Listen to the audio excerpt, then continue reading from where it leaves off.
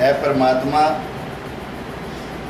तूने वन बनाए, मैंने उपवन बनाए। तूने मिट्टी बनाई, मैंने प्याले बनाए। तूने नदियां बनाई, मैंने बांध बनाए। तूने पर्वत बनाए, मैंने दुर्गम रास्ते बनाए। अब सच सच बता कि तू बड़ा या मैं। ये आदमी का अहंकार है, जो डॉक्टर विनीत ने कहा कि आदमी का अहंकार ही प्रकृति के साथ छेड़छाड़ करता है। अन्यथा जिसकी गोद में हम पैदा हुए, जिसकी गोद में हम पले बढ़े, उस मां से कोई छेड़छाड़ करता मैंने तो कभी देखा नहीं। इसलिए हमारे पुराणों ने धरती को मां कहा, ताकि मां की मान और मां की मर्यादा और मां की शान को हम रख सकें। यदि हम अपनी मां को बचाने में नाकामयाब हैं तो उसकी जिम्मेवारी भी हमारी बनती है। किसी को दोष लगाना अच्छी बात नहीं। हम शुरुआत अपने आप से कर सकते हैं। परमात्मा ने हमें 5 तत्वों से बनाया और पांचों तत्वों का अपना अपना रोल है हमारे शरीर में। यदि हमारे अंदर मिट्टी ज्यादा हो जाए तो हम जड़ हो जाते हैं। यदि हमारे अंदर वायु की मात्रा ज्यादा हो जाए तो आयुर्वेद के लोग बताएंगे आपको क्या क्या रोग हो सकते हैं। यदि हमारे अंदर जल की मात्रा बढ़ जाए तो हमारे अंदर अन्य रोग हो सकते हैं। यानी परमात्मा ने हमें मिट्टी से बनाया और मिट्टी के साथ कई और तत्वों से बनाया और उनका एक ऐसा मिश्रण बनाया कि हम अपने जीवन को ढंग से जी सकें। और परमात्मा ने हमें मिट्टी से बनाया ही क्यों? परमात्मा हमें सोने चांदी से भी बना सकता था। डॉक्टर विनीत ने कहा कि परमात्मा की सबसे उत्तम कृति मनुष्य, और सबसे उत्तम कृति को सबसे घटिया चीज या सबसे निष्कृत चीज से बनाया परमात्मा ने, तो वो मिट्टी। तो किसी ने परमात्मा से पूछा कि सबसे उत्कृष्ट चीज को सबसे निकृष्ट चीज से क्यों बनाया? तो परमात्मा ने कहा कि मैंने इसलिए मनुष्य को मिट्टी से बनाया और सोने चांदी से नहीं बनाया, क्योंकि सोने चांदी में कोई संभावना नहीं है, मिट्टी में संभावनाएं छिपी हैं। यदि मिट्टी में बीज डाला जाए तो अंकुरित होकर वृक्ष बन सकता है। और किसी चीज में यह ताकत नहीं कि बीज से वृक्ष बना सकते। आप सोचो हमारा जन्म किस चीज से हुआ? Micro micro micro millimetre. और आज हम सब बोल रहे हैं, हंस रहे हैं, चल रहे हैं। ये सब संभावनाएं कहां से आई? ये उस मिट्टी से है। और यदि हम उस मिट्टी का अपमान करेंगे जिससे हम पैदा हुए, तो हम स्वयं अपमानित हो जाएंगे, हम स्वयं मिट जाएंगे।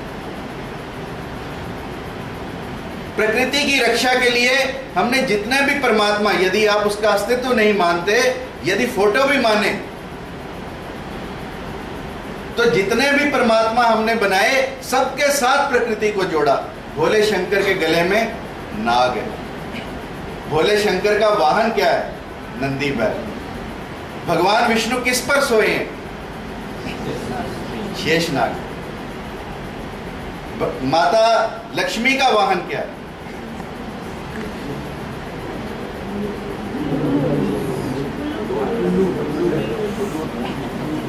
उल्लुओं को ही मिलती है ज्यादा, इसीलिए उल्लू बनाया, ताकि माता ने स्वयं कहा कि मेरे पीछे जो भागेगा वो उल्लू है। यू सी, भगवान विष्णु ने गरुड़ को बनाया अपना वाहन, भगवान गणेश ने चूहे को बनाया अपना वाहन। ये क्या संदेश देते हैं? ये यही संदेश देते हैं कि प्रकृति में हर चीज की अपनी महत्ता है, उसका अपना महत्व है। भगवान गणेश ने चूहे को बनाया कि छोटे से छोटे जीव जंतु से भी हम कितना बड़ा काम ले सकते। ये सब चीजें इसीलिए बनाई गई ताकि मनुष्य प्रकृति के साथ अपना संग रख सके, अपनी संगत प्रकृति के साथ रह सके। और प्रकृति से छेड़छाड़, गीता में भी भगवान ने कहा कि भी पेड़ों में पीपल, जीव जंतुओं में गाय। किस लिए कहा? पेड़ों में पीपल इसलिए कहा, पीपल के नीचे सबने तपस्या की, बड़ और पीपल के नीचे 24 hours it gives you oxygen. Is the only tree which can give you 24-hour oxygen. Otherwise, in the day,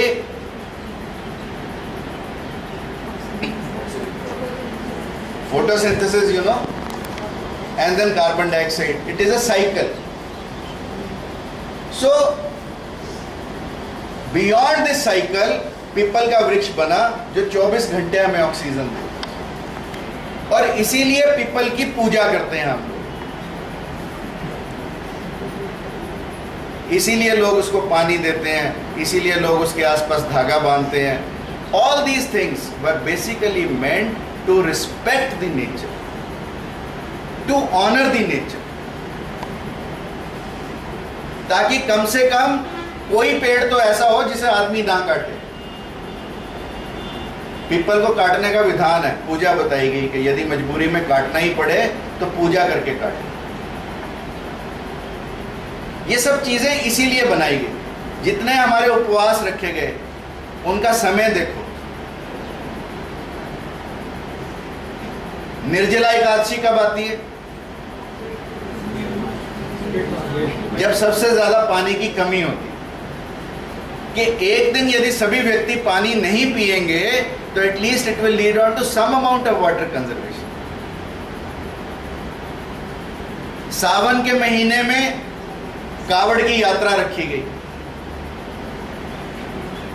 भगवान शिवलिंग के ऊपर बेलपत्र रखो, गंगा का जल डालो, इट रिलीजेस ओजोन, क्योंकि उन दिनों में सबसे ज्यादा ओजोन लेयर की स्ट्रेंथनिंग की आवश्यकता है। इसलिए एक विधान बना दिया। यू सी, पीपल हु से कि ये सब हमारे पुराण, हमारे उपनिषद, हमारे वेद, लोग कहते हैं कि बकवास। I can assure you it is pure science. Science उतनी ही बातें अभी उनकी लिखी बता पाई है जितनी उसकी समझ में आई है।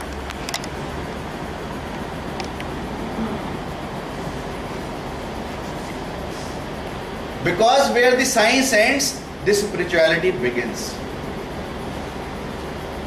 We have to note this. हम सोचते हैं कि हमने वैज्ञानिक बनकर, डॉक्टर बनकर न जाने क्या क्या उपलब्ध किया। अभी तो बहुत कुछ उपलब्ध होना है। हमने अभी अज्ञात को ज्ञात किया, और जो अज्ञेय है उसको अभी किसी ने जाना नहीं।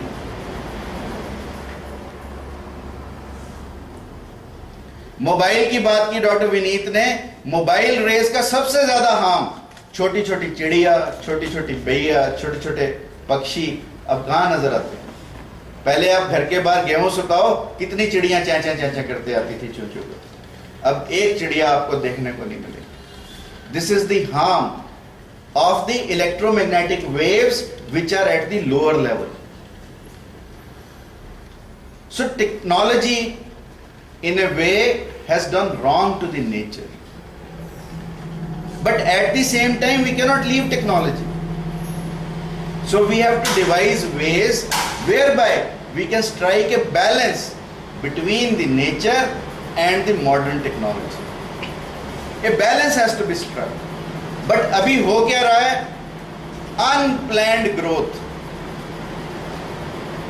Industrialization, totally unplanned. Modernization, totally unplanned.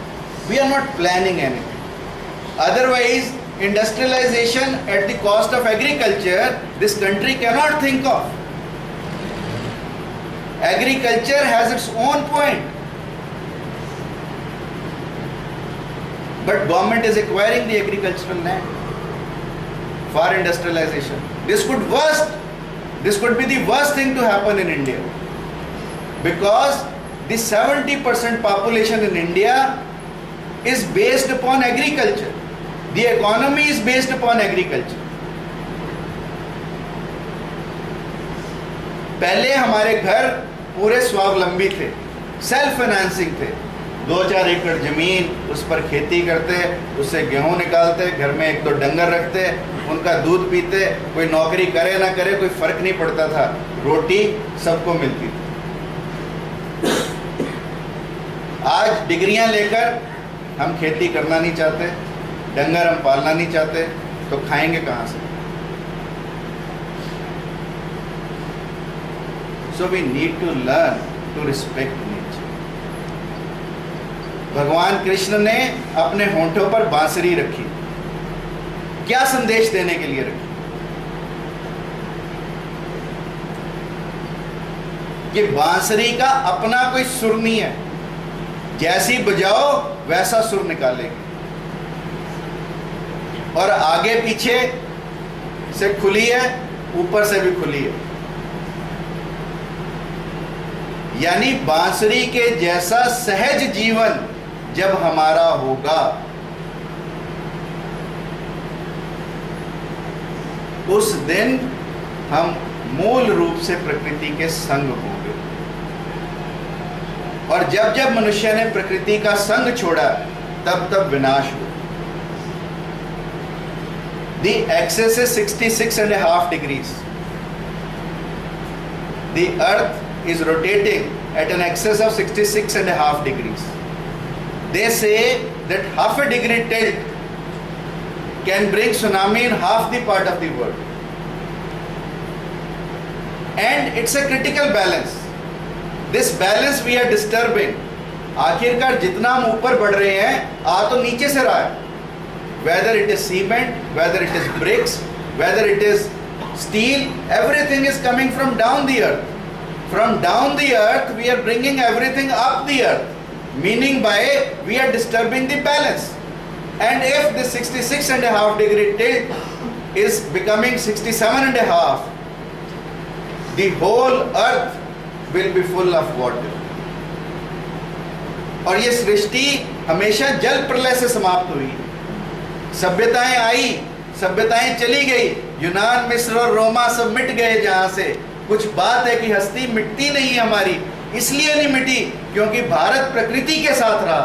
और अब यदि भारत प्रकृति के साथ नहीं रहेगा तो ये सब तो मिटे ही मिटे, हम भी मिटे तो कोई बड़ी बात नहीं होगी। हमने प्रकृति को पूजा, हमने इसकी पूजा की, याचना की। यदि आज हम प्रकृति की पूजा, सम्मान या याचना नहीं करेंगे तो भारत भी बाकी देशों की तरह तबाह हो जाएगा। They say Himalayas at one time were underneath water. And how much time it will take again for the Himalayas to submerge in water? Not much, a small degree of tilt. Therefore we have to be very careful कि ये tilt समाप्त ना हो। इसलिए ऐसे दिनों का महत्व है, ऐसे दिनों की महत्ता है, और इसीलिए ऐसे दिनों पर कम से कम कोई एक एफर्ट, चाहे हमारी तरफ से छोटी सी एफर्ट हो प्रकृति को बचाने की, तो हमें करनी चाहिए। Thank you very much.